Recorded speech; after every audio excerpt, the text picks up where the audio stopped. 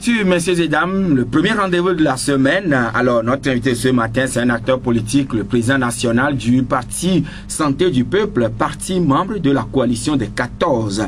Mais avant de lui adresser la parole, d'abord, Togo réveille dans les kiosques ce lundi, écrit 19 août 2017, 19 août 2018. Il y a un an, la tentative de renversement échouait. Bilan, constat et leçon du gâchis et des pertes inutiles pour les Togolais, à Tchadam, une marionnette et un épouvantail. Un chef de file de l'opposition obligé de gérer une hydre, inconnue. Également, un président fort et le Togo plus que réconforté sur le plan national et international.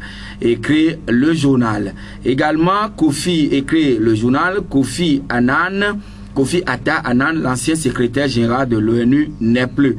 La Tabaski est célébrée demain sur toute l'étendue du territoire national.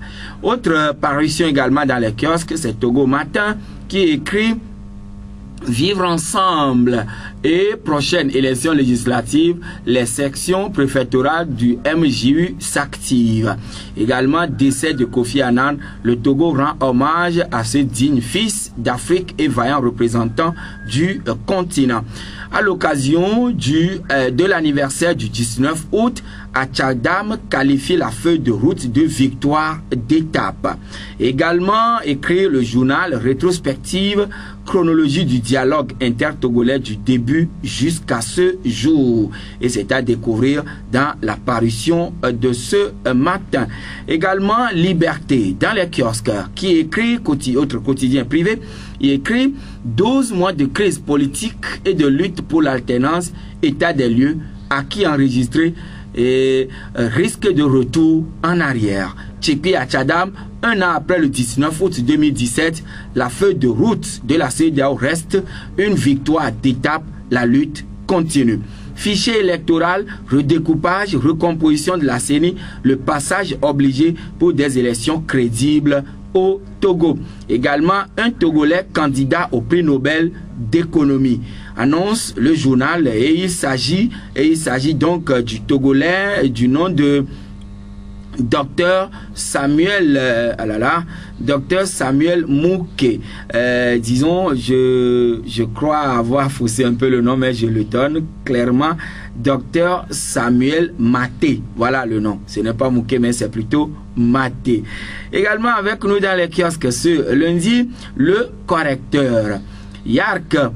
Yark et ses pétards mouillés de général. Également, confusion artificielle dans la malgouvernance pour camoufler les pillages. Cour des comptes tétraplégique, un mirage d'audit des fonds publics annoncé. Inconséquent du pouvoir et risque de déflagration, la CENI bancale confirme la course aux fraudes. Les options attendues de la CEDEAO. L'ANC désigne Kadanga. Également écrit le journal Insécurité grandissante à Lomé. Les habitants de Ntifafa Kome à la merci des serpents. Voilà donc ce que les parutions qui sont pour l'instant sur la table de Victoire FM ont donc écrit. C'est du lundi au vendredi de 7h à 8h20 sur Victoire FM. Docteur Georges William Kouessan, bonjour, rebonjour. Bonjour, Joachim.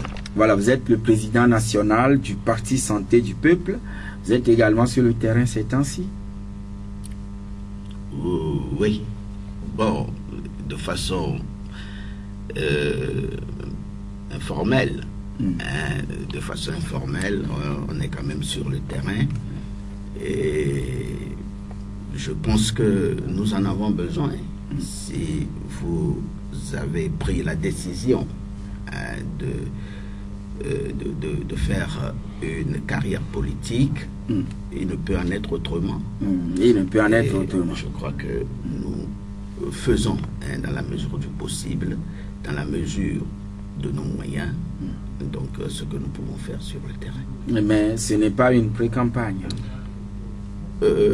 Pas du tout. Vous savez, avant que l'opposition, ou bien je vais dire, un quelconque parti membre de la C14 ne puisse entrer en campagne, il y a des préalables. Vous le savez mieux que moi qu'il y a des préalables. Préalable en votre sein ou bien préalable sur le plan national? Sur le plan national. Vous savez qu'il y a la CEDEAO qui est arrivée la dernière fois, le 31 juillet, qui a fait sortir une feuille de route. Il y a des recommandations dans cette feuille de route. Vous avez vu ce qui se passe à la CENI, certainement qu'on va y revenir. Avant, nous n'avons pas peur à la C14 d'aller aux élections, pas du tout, mais nous estimons qu'il y a des préalables qui doivent être faits pour que le jeu soit équitable, pour que le jeu soit transparent et clair, pour que l'on puisse aller à une quelconque élection. Bon, pour le moment, aucun parti politique né de la C14 n'est dans cette logique d'aller à une élection. Nous sommes plutôt là, maintenant, pour faire en sorte que toutes les dispositions soient prises et toutes les conditions soient mises en place pour que l'on puisse avoir des élections claires et transparentes. Le 19 août 2017, le parti national panafricain PNP de Tikpi Achadam a déclenché une série de contestations du pouvoir de Faure Gnassingbé. Et le 20 août, M. Salifou Tikpi Achadam a appelé le chef de file de l'opposition, à l'époque grand frère Jean-Pierre Fabre: je vous verse les revendications que portent les militants du PNP. Et donc que la lutte devrait être consensuelle. Alors, Dr Georges William Kwessan, par après, la C14 a été formée et vous avez cheminé aujourd'hui 12 mois. Est-ce que ces 12 mois vous ont été bénéfiques? Merci Joachim pour cette question. D'abord, avant de répondre à cet interrogatoire, je crois que je vais essayer de rectifier quelque chose. En faisant le tour des journaux tout à l'heure, il y a Togo Réveil qui a écrit qu'il y a 12 mois, la tentative de renversement du régime a échoué. Vous savez, et comme vous venez de le dire, il y a eu une vague de contestation. Donc le 19 août, après cela, M. Tikpi Achadam a appelé M. Jean-Pierre Fabre donc, à mettre ensemble donc, les énergies au sein de l'opposition. Nous avons été appelés par la présidente de CAP 2015 alors, qui est devenue la coordinatrice de la coalition, à travailler ensemble.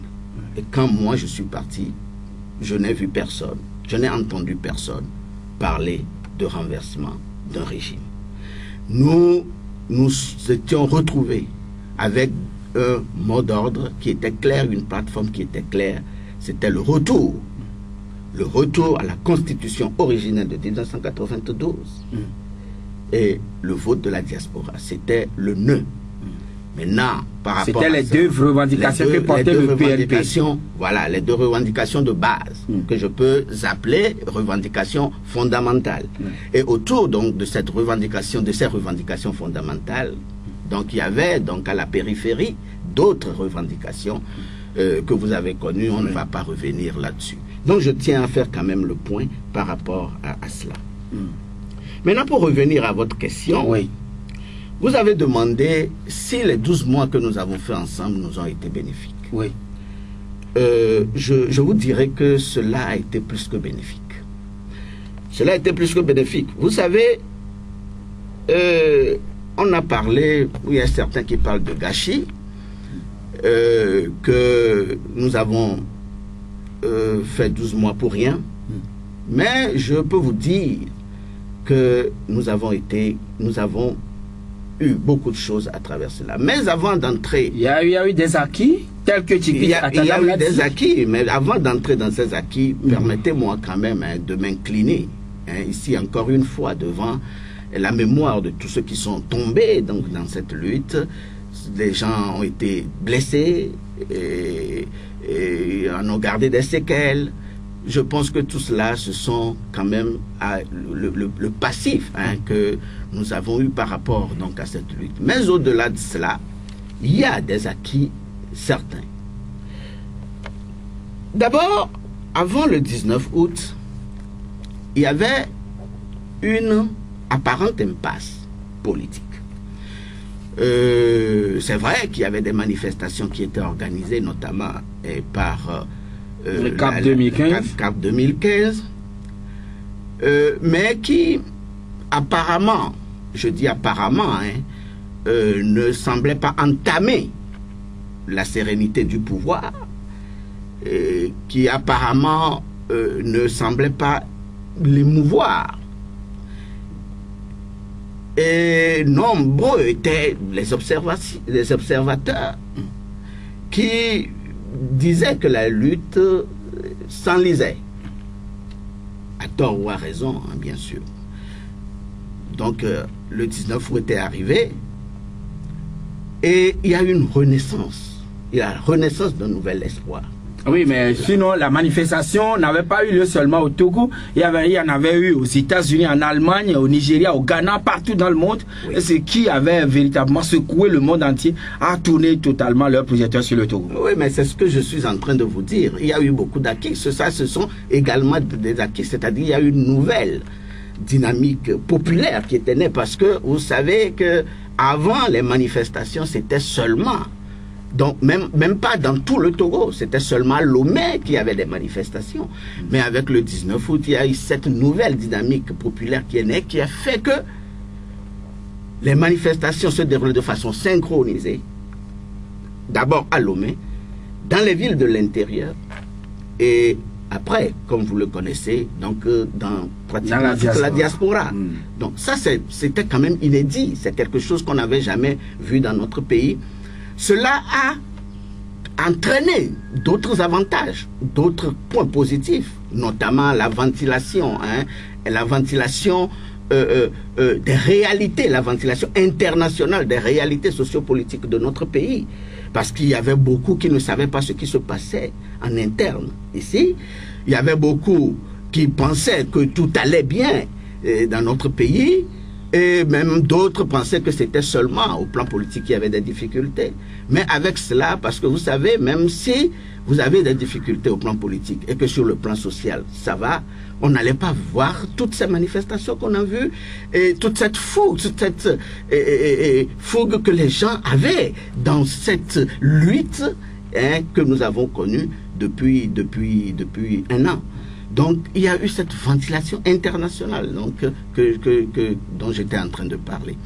Mais oui, donc c'est en cela, on vous disait, on vous qualifiait de vouloir renverser les institutions de la République. Non, en quoi on voulait renverser? En quoi on voulait renverser les institutions de la République? Vous voudriez prendre le pouvoir par la rue? Non, non. En tout cas... Oui, on s'en souvient bien. Il y a eu des discours qui ont été lus quand même au niveau de Décon, etc., etc. Non, ce sont des propos. Ce n'est pas des discours. C'était des propos qui pouvaient venir de telle ou telle personne parce que il y avait donc la population qui réclamait un certain nombre de choses.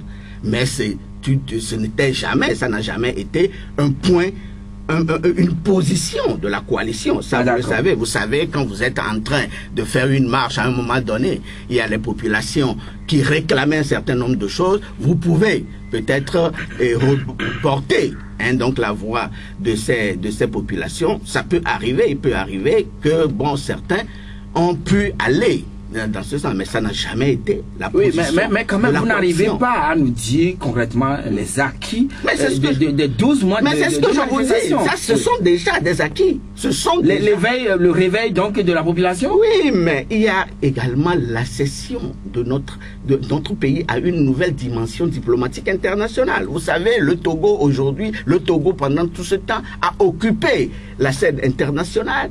Tous les médias ne parlaient que du Togo. Mais depuis quand vous avez vu ça? C'est quand même des acquis. Mais au-delà de tout ça, revenons à ce que nous avons pu obtenir de façon concrète par rapport à cette lutte. Vous avez suivi la feuille de route de la CEDEAO. Donc, avec cette feuille de route, vous avez vu, il a été demandé d'abord que que les procédures judiciaires qui sont engagées contre les personnes détenues dans le cadre des manifestations, qu'il y ait une accélération de ces procédures judiciaires et qu'il y ait des mesures additionnelles par rapport à ces personnes. Il a été demandé qu'il y ait une révision intégrale du fichier électoral. Il a également été demandé les réformes constitutionnelles auxquelles on peut ajouter le renforcement du processus électoral.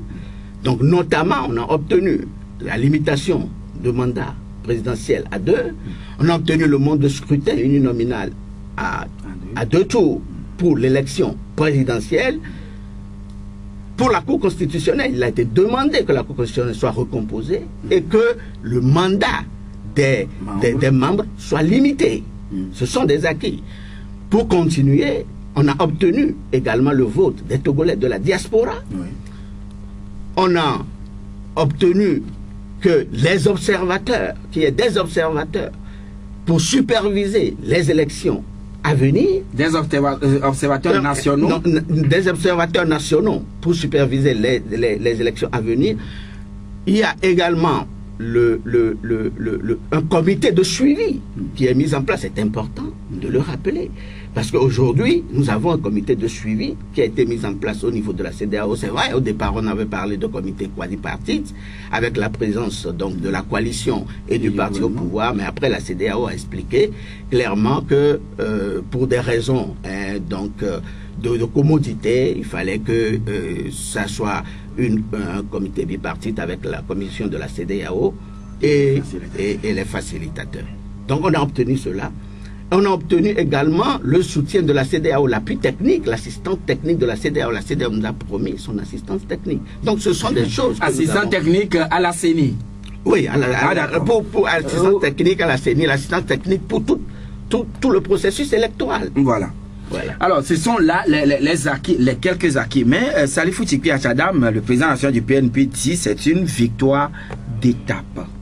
Oui, évidemment. Cette feuille de route. Oui, évidemment, c'est une victoire d'étape parce que si vous vous référez à ce que nous avons envoyé à la CEDEAO, il y a des insuffisances et il y a également des imprécisions. Par exemple, si vous prenez le point concernant les manifestants, il est dit seulement qu'il faut donc les personnes détenues dans le cadre des manifestations. Alors que nous avons bien dit, il n'y a pas que les personnes détenues directement dans le cadre des manifestations, mais il y a des personnes, des défenseurs des droits de l'homme, qui ont été également détenues dans ce cadre-là de ces manifestations, mais pas directement liées aux manifestations. Il faut qu'ils soient élargis également. On a parlé également des réfugiés, et des personnes déplacées dont la CEDEAO n'en a pas parlé. Bon, il y a également la révision intégrale du fichier électoral. La CEDEAO en a parlé sans parler du découpage électoral. Vous savez que le découpage dans notre pays est profondément inique et on ne peut pas garder ce découpage pour aller à une élection législative. Ce n'est pas possible. Donc nous avions fait des propositions par rapport à cela. Pour ce qui concerne le mode de scrutin à 2 tours, vous savez que la CEDEAO l'a proposé pour la présidentielle. Nous avons insisté que ça soit également au niveau des législatives. Pour la limitation du mandat présidentiel, il n'est pas dit clairement que le chef de l'État actuel ne peut pas aller à l'élection de 2020. Ce n'est pas dit. Et nous avons également insisté sur cela. Donc, il y a des insuffisances. Et vous pensez quand même que, oui, il y a des insuffisances, des imprécisions. Vous pensez que la CEDEAO, les chefs d'État, viennent quand même demander, recommander à leurs camarades de ne plus se représenter? Ça se fait? Ça peut se faire, pardon? Non, ce n'est pas qu'ils vont venir recommander à leurs camarades de ne pas se représenter. Vous savez, le chef de l'État togolais, lui-même, il a dit que pour que la démocratie puisse avancer en Afrique, il faut que les mandats soient limités à 2 ou à 3. N'est-ce pas? Oui. Donc, maintenant que le mandat n'est pas encore limité dans sa constitution. Oui, mais je ne refuse pas. Mais il a déjà fait 2 mandats, il a déjà fait 3 mandats.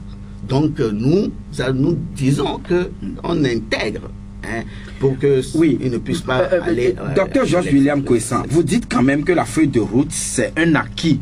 Et Tchikpi Atchadam dit c'est une victoire d'étape. Mais où se situe cet acquis ou bien cette victoire? Puisque tout ce dont vous parlez, pour le moment, rien n'est acté dans la Constitution. Rien n'a été consensuellement acquis, admis. Mais vous parlez de victoire d'étape, vous parlez d'acquis. Où cela se situe? Mais vous pensez que nous avons le droit de ne pas croire en la sincérité d'une organisation importante comme la CEDEAO?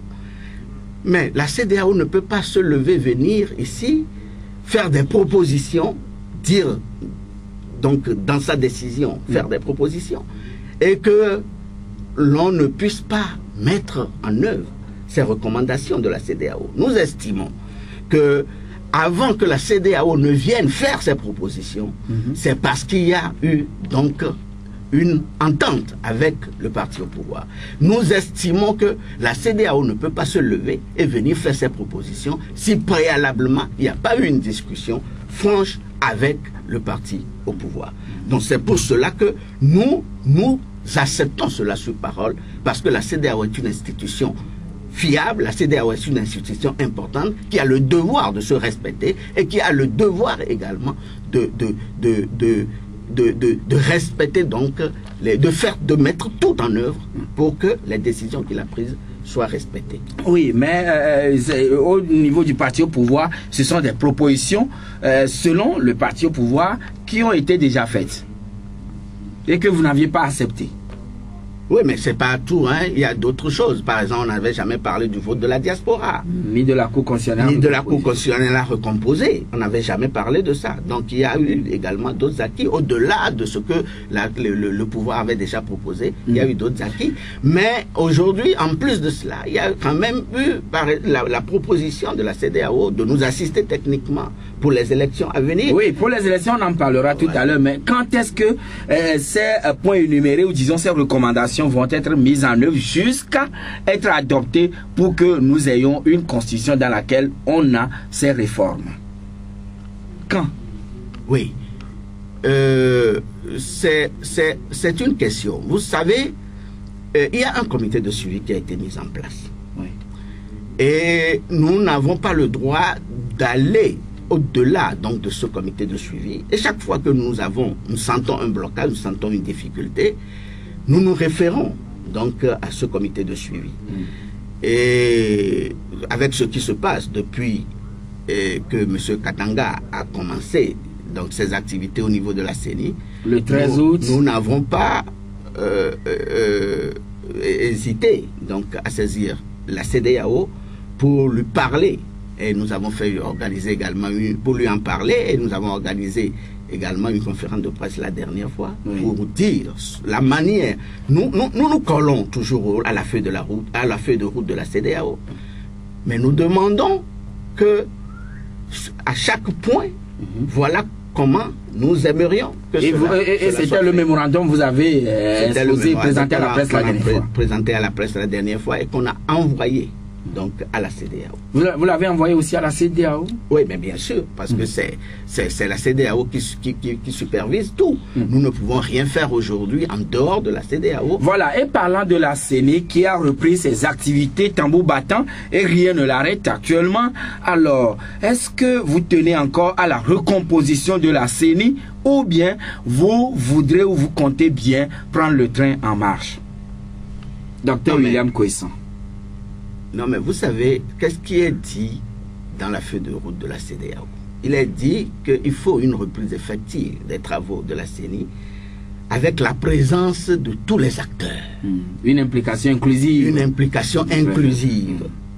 Donc, c'est deux conditions. Et les deux conditions doivent être remplies pour que la CENI puisse commencer ses travaux et puisse évoluer. Aujourd'hui, il y a l'opposition qui n'est pas à la CENI. Nous ne voyons pas comment la CENI va commencer ses travaux. Il faut une recomposition. Va commencer ou bien a déjà commencé? Oui, bien sûr, mais il faut une recomposition de cette CENI pour que... Oui, mais tacitement, on n'a pas dit recomposition de la CENI dans la feuille de route.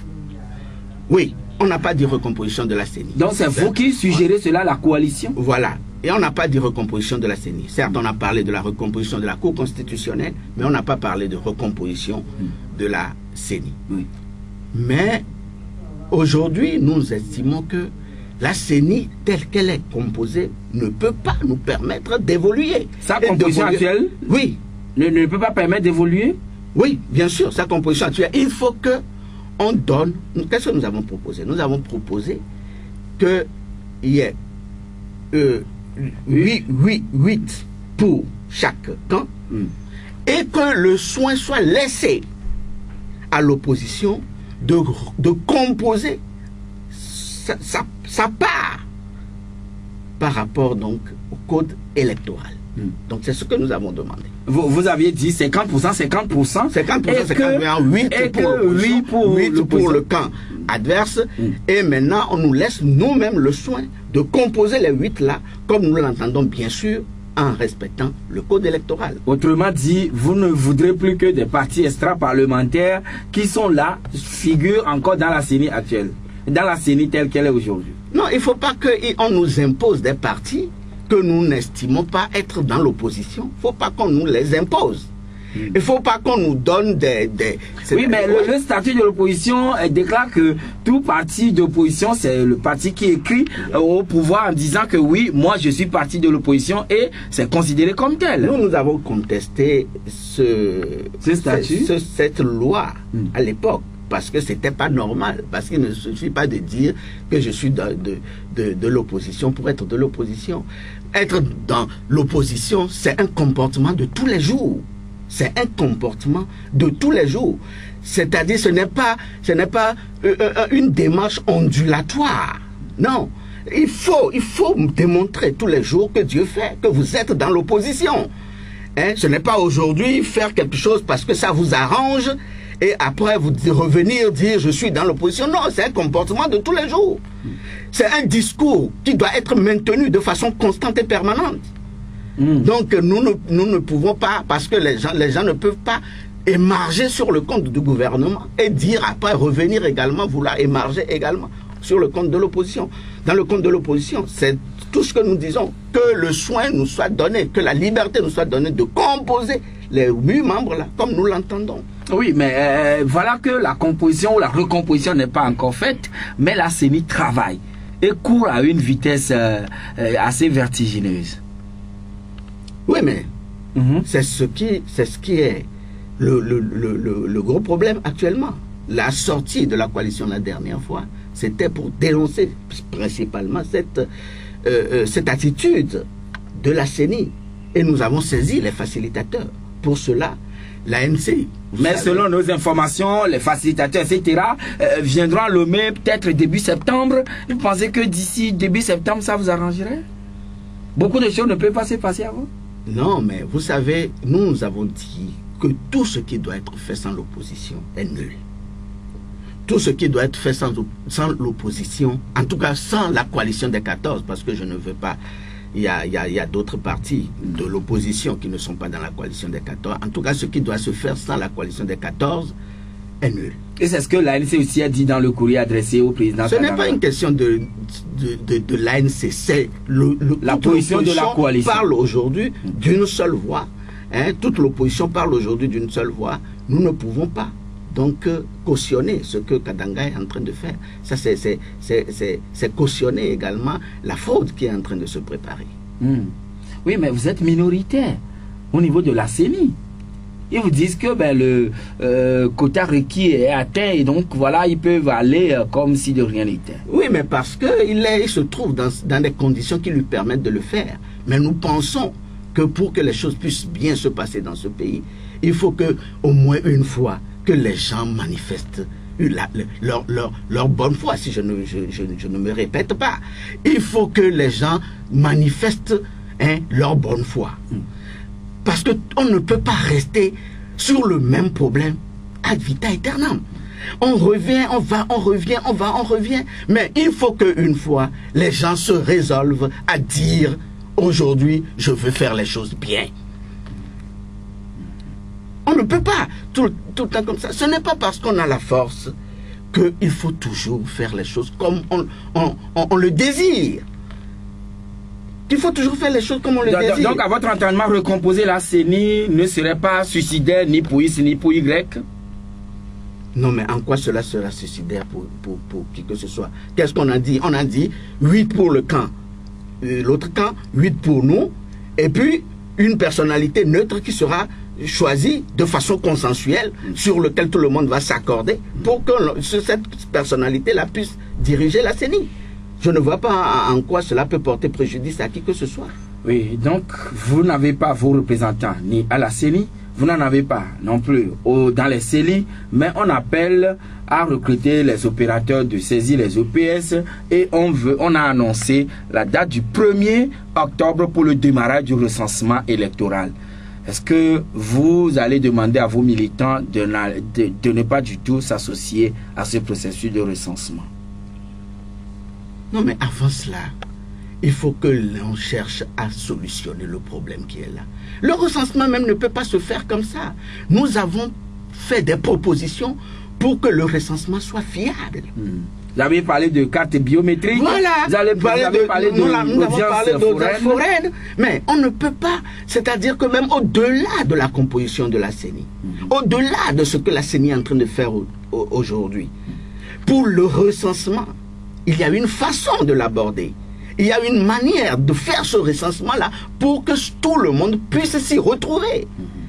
Et cela, on ne peut pas aller le faire de façon unilatérale, comme la CENI est en train de le faire aujourd'hui. Ce n'est pas possible. Donc la CEDEAO est en train de jouer sa partition. Est-ce qu'il revient à la coalition de jouer sa partition, ou bien il revient au chef de l'État qui l'a sollicité à venir l'aider?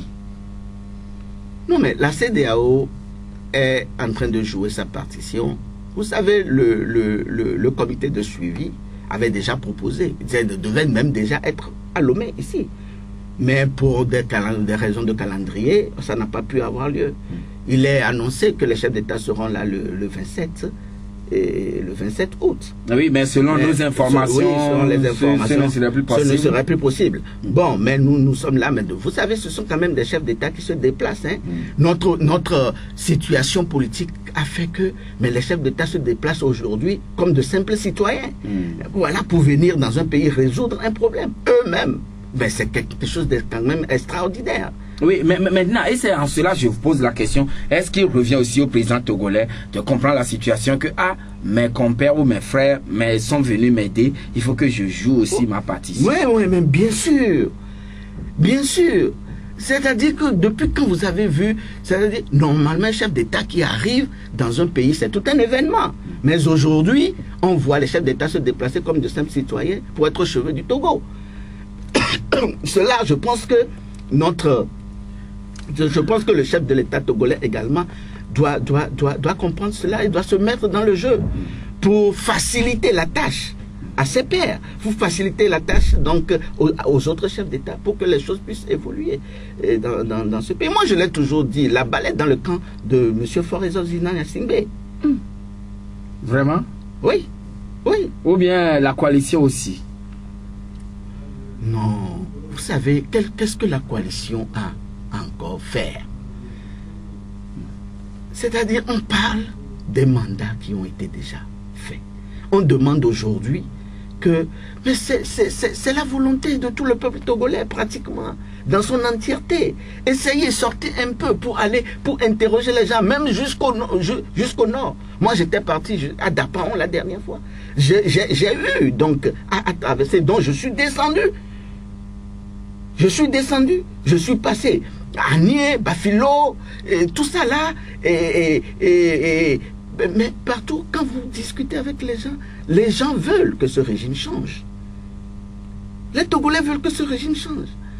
Et ça, je pense que c'est quelque chose de tout à fait simple et qu'on doit comprendre. Moi, j'ai toujours dit que s'accrocher au pouvoir, c'est une faiblesse. Les gens le font ailleurs. Pourquoi on ne peut pas le faire chez nous? Les gens le font, les gens quittent le pouvoir. Il y a Kabila qui vient de partir. Il y a Nkurunziza qui a annoncé qu'il ne sera pas là. Il y a Ouattara qui voulait y aller.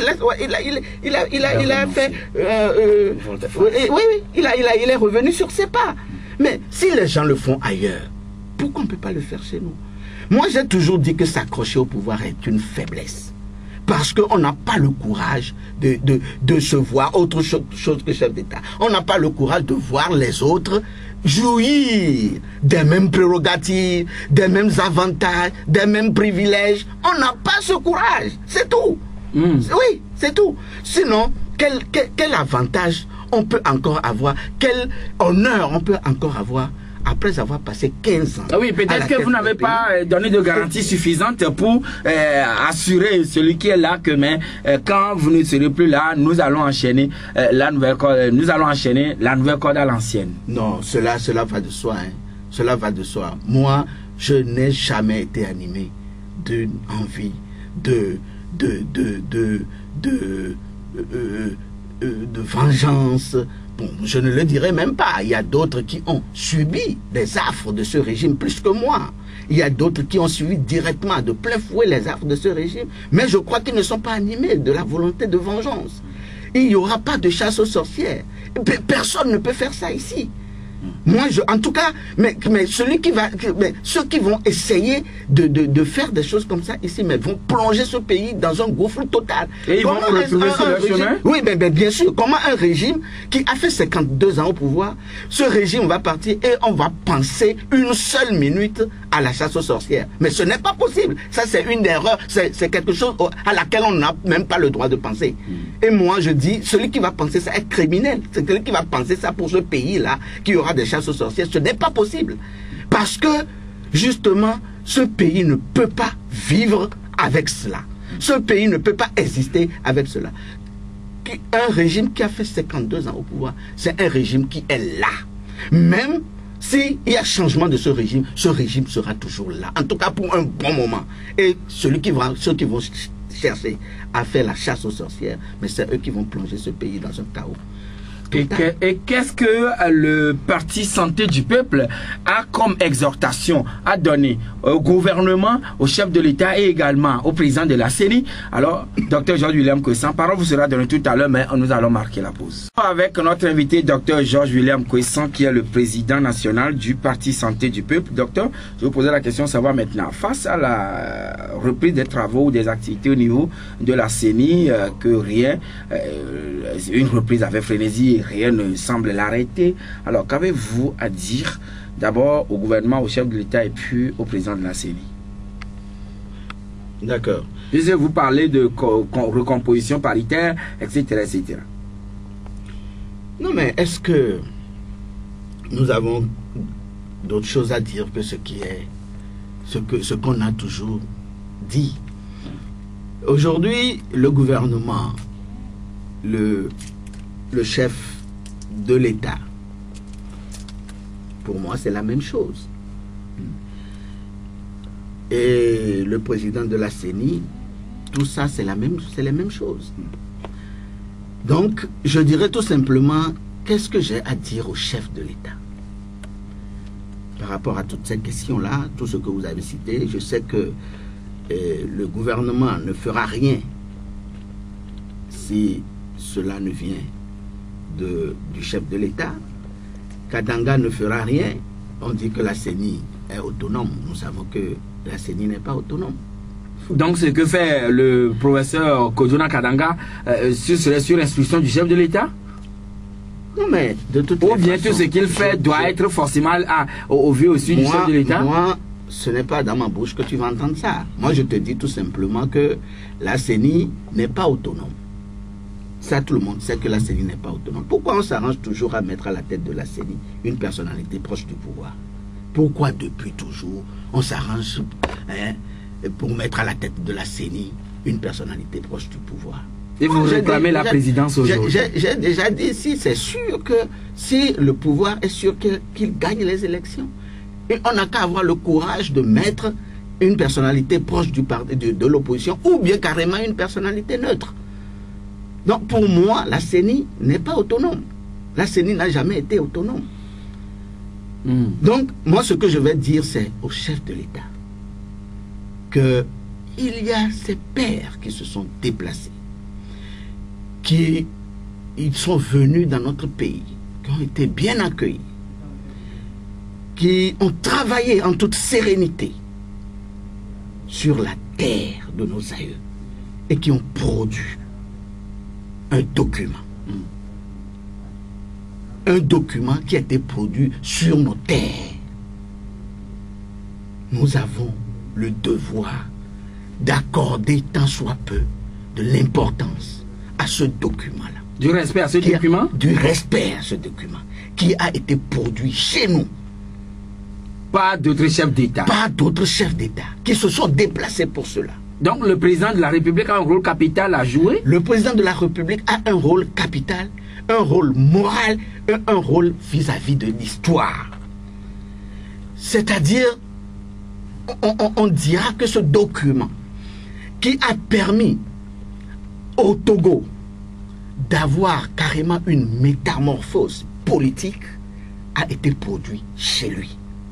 Et je pense que le chef de l'État doit se mettre en devoir de respecter ce document-là et de faire en sorte que le passage des chefs d'État ici ne soit pas un passage vain. Pour une fois, quelque chose a été fait. Il y a une chose qui a été produite chez nous.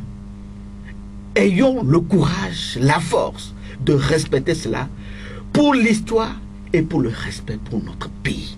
Ah oui, mais le temps aussi est en train de passer. Raison de plus. Par rapport au 20 décembre. Raison de plus. Raison de plus. A fortiori, il faut que on puisse faire en sorte que nous puissions tenir dans le temps.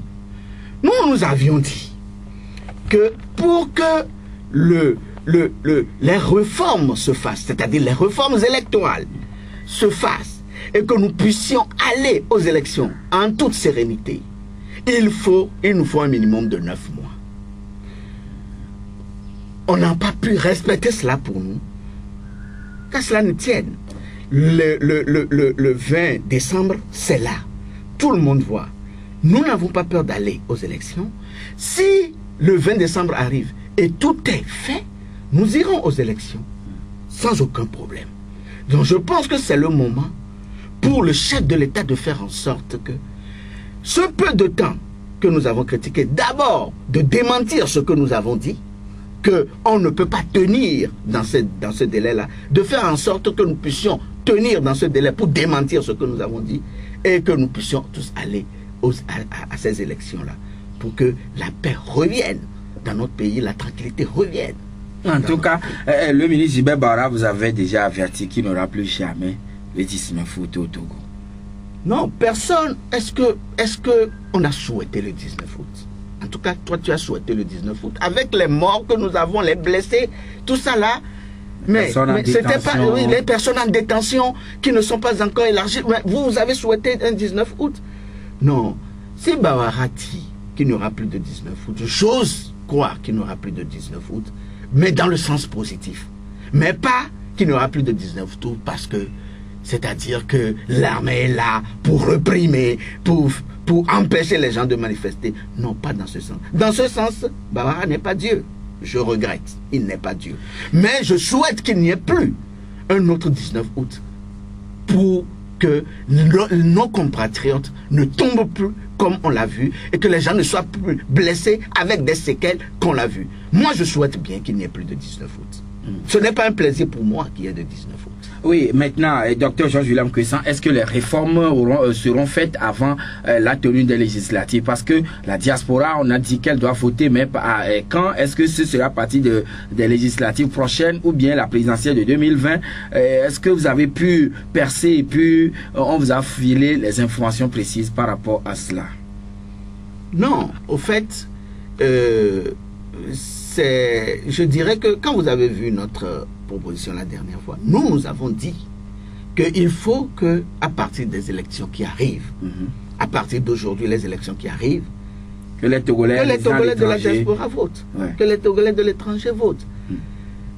Si vous suivez la feuille de route, on dit bon, que les Togolais votent. Maintenant, à partir de quand? Ce n'est pas précisé. Mais j'estime que ce qui n'est pas précisé aujourd'hui, c'est que, si ce n'est pas précisé, c'est que dès les élections qui arrivent, ça doit être effectif. Et maintenant, Si ce n'était pas le cas, il fallait alors préciser. Est-ce qu'on doit recomposer la Cour constitutionnelle avant la tenue de législative du 20? Mais bien sûr, nous avons fait notre proposition. Il faut qu'on et à la lutte vont les choses pensent que ça sera fait. Ça doit être fait. Nous avons fait notre proposition. Il faut qu'on retourne à la Constitution, la formulation de la Constitution de 92. Avec la fameuse phrase « en aucun cas ». Non, on parle de la Cour constitutionnelle. Ah d'accord. Donc il faut qu'on retourne. Il faut qu'on retourne donc à la formulation de 92. À défaut, qu'on ait 7 membres, dont 3, c'est-à-dire dont 1 par le chef de l'État, les 6 autres par l'Assemblée nationale, dont 3 pour l'opposition parlementaire et 3 pour la majorité parlementaire. Donc, c'est cette proposition. Nous avons déjà fait notre proposition. Et il faut que nous avons été même larges. Nous avons fait 2 propositions. Nous avons dit retour à la formulation de 92. Si ce n'est pas possible, voilà ce que nous proposons. Et il faut qu'on puisse choisir une formule des 2 et qu'on puisse remettre en place donc la Cour constitutionnelle pour que nous puissions... Et vous avez déjà ces juges constitutionnels à disposition. Ben, bien sûr. Au niveau de la coalition. Ben, bien sûr, bien sûr. Il y a de grands juristes dans la coalition. Alors, docteur Georges-William Kwesans, qui défend aussi la chronique ces derniers temps, c'est la profanation des mosquées. Vous avez suivi tout cela. Vous êtes chrétien, je le sais. Alors, est-ce que les Togolais, Tipi Achadam l'a dit, tels qu'ils sont, aucun chrétien ne peut se permettre d'aller brûler une église. Et de la même manière, il ne peut jamais se permettre d'aller brûler ni la Bible, ni le Coran, ni une mosquée. Et vice-versa pour le musulman. Non mais vous savez, je m'en réjouis. Je me réjouis de ce que de l'approche que les musulmans ont par rapport à ces actes crapuleux que nous avons connus, nous connaissons chez nous depuis quelque temps. Vous avez entendu ce que Nima Mouya a déclaré, Gafarou, qui a dit, je cite, « Vous pouvez mettre le feu à toutes les mosquées et à toutes les églises de notre pays pour des raisons que vous êtes les seuls à connaître. Sachez que les Togolais vivons toujours dans la cohésion. Les églises, nous n'allons jamais nous soulever contre un frère ou une sœur de l'autre église.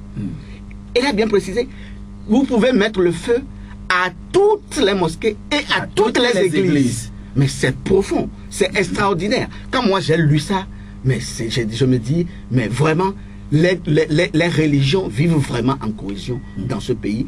Et quoi qu'on fasse, on ne pourra pas nous amener vers là. Cela n'arrivera pas, cela n'aura pas lieu. C'est dit quelque part dans la Bible. Oui. Et je crois que ça doit être dit aussi quelque part dans le Coran. Ce qu'on veut faire de ce pays, ça n'aura pas lieu. Cela n'aura pas lieu. Cela n'aura pas lieu. Ça n'arrivera pas. Ce pays ne tombera jamais dans une guerre religieuse. Il faut que les auteurs de ces actes crapuleux notent ça quelque part. 22 21 80 99 92 02 80 63. Allô? Allô, bonjour. Oui, bonjour monsieur. Monsieur Gallo. Oui, monsieur Gallo, nous vous écoutons.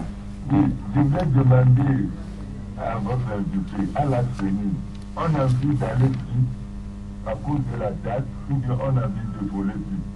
Merci, bonjour. Bien noté, monsieur Gallo. Et on prend un autre intervenant, Bosco. Bonjour. Bonjour, monsieur Jean-Charles. Oui, comment allez-vous? Ça va. Et tel que le docteur vient de citer les acquis, et voilà, quand on voit comment le déroulé s'est fait lors du sommet, moi j'avais l'espoir que ces recommandations-là seront mises en compte. Mais ici, je suis en train d'apercevoir, après les calculs, que si jamais le gouvernement acceptait faire ces réformes-là, il a dit signer son arrêt de mort. Et quel est le plan B que nos chers amis de la coalition préparent pour... Si la jeunesse, ils refusent toujours de faire les réformes qu'ils vont faire pour les pousser. Et j'avais pris aussi là, j'y vais par là, qui disait que le 1er août sera un jour nouveau pour le Togo. Mais juste alors, il faut tout pour que ce jour nouveau ne soit pas acté. Quel est le plan B de la C14 maintenant? Parce que les gens ne vont jamais accepter de faire ces réformes. Sinon, ils vont quitter indéniablement. Quel est le plan B? Merci, Josien. Bien noté. Et nous prenons derrière lui Madame Lin. Bonjour. Oui. Ne nous affolons pas. Ne nous affolons pas. Le plan B, c'est Dieu. La ténance est déjà à la force. Sonia Sidi. Il me faut me battre. Sonia Sidi va taper. C'est pour son propre bien. Je peux la chape mère. Sonia Sidi doit pacifier ce pays. Il le fera. C'est déjà clair. Ne nous affolons pas. Personne ne mourra. On ne fera rien. Le Seigneur contrôle du Togo. Ce qu'il a commencé, il le finira. Je sais, il est déjà en train de faire une question d'élection. Il y a quoi. Il ne faut pas s'affoler. Nous restons tranquilles. D'accord. C'est déjà au point. Bonne journée. Moi, je veux calmer tout le monde ce matin. Quand il y a suivi, il partira, il laissera le pouvoir. Tranquillement, ce n'est pas un problème. Bonne journée. Bonne journée, Madame Lem. Et nous allons prendre Monsieur Nkounou. Bonjour. Oui, bonjour à vous, Monsieur Josien. Ah oui. Bonjour à Dr. Bressan. Oui, bonjour, monsieur. Alors, ma question, elle est celle-ci. D'abord, je parle d'un coup de cœur et me fondant sur la RDC. Vous voyez, Vous fondant sur la RDC. Oui. En RDC, on a vu l'armée congolaise tuer des Congolais, violenter des Congolais, au profit de qui? Au profit du président Kabila. Mais au finish, le résultat, le président Kabila, il va quitter le pouvoir. C'est du gâchis.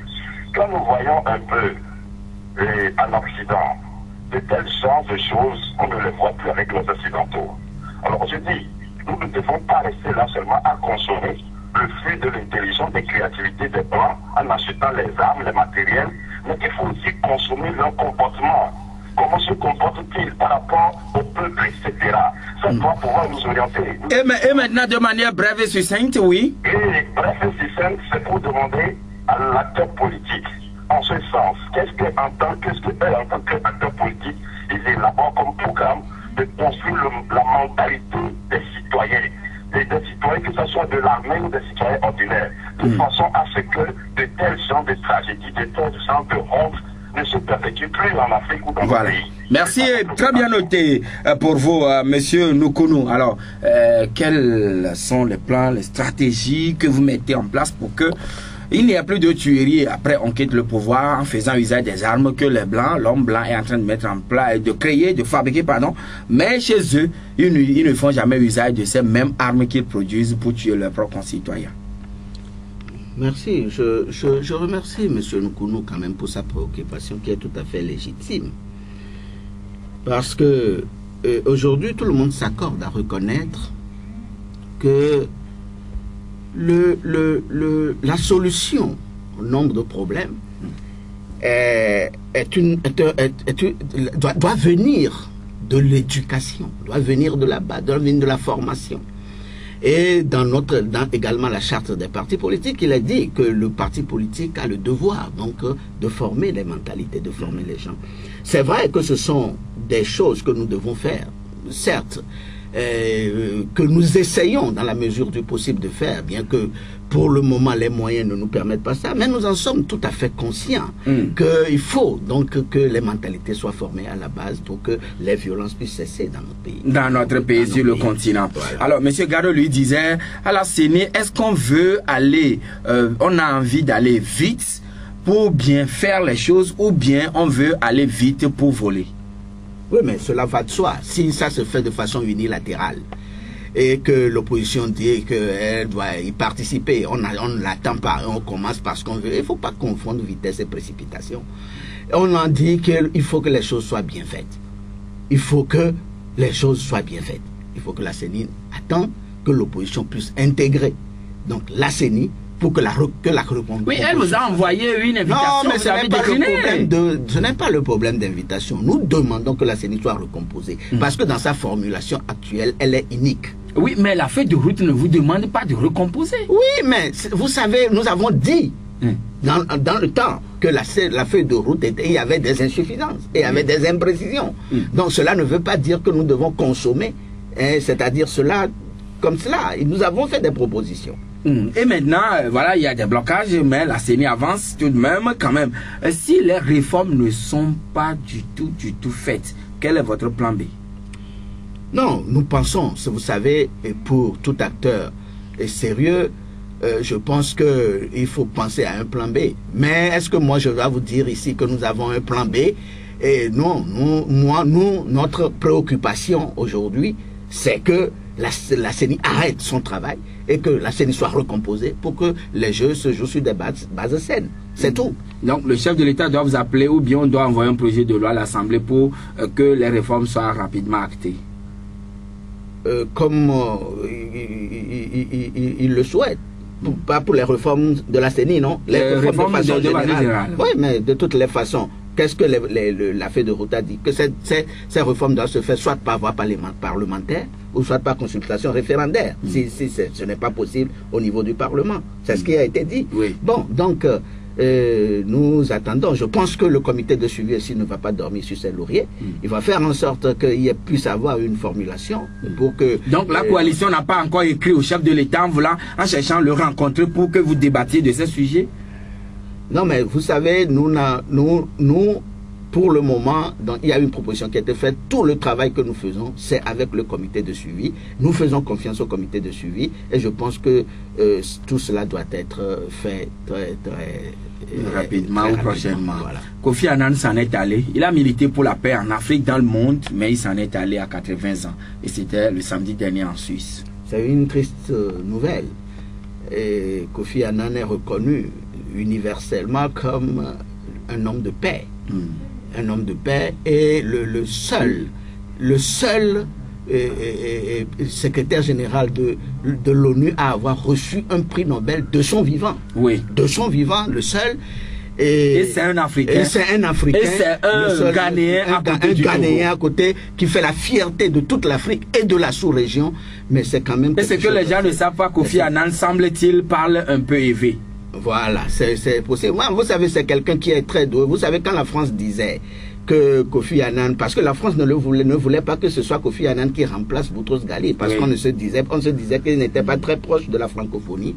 Il a parlé le français avec, il a parlé le français avec l'anglais avec l'accent français. Donc c'est quelqu'un d'extraordinaire que l'Afrique vient de perdre. Nous ne pouvons que nous incliner devant sa mémoire. Il y a le Ghana qui a décrété une semaine de deuil national. Je pense que les drapeaux en berne, même à l'ONU, le drapeau était en berne depuis samedi. Voilà. Et je pense que c'est le jeu vaut la chandelle. Le jeu vaut la chandelle. Et très bientôt, peut-être, Dr Georges-William Kwessa ou un de ses militants serait à l'ONU également. Amen, amen, amen. Merci, Dr Georges-William Kwessa, d'être venu chez nous. C'est nous qui vous remercions. Merci, mesdames, c'est fini pour aujourd'hui. Merci à tous qui nous avez suivis chez vous. Jacob Ahama vous donne rendez-vous sur le coup de 9h00. N'oubliez pas, à 13h, ce sera la deuxième édition du journal en français. 18h, troisième rendez-vous. Excellente journée. Pourquoi pas bonne semaine à toutes et à tous.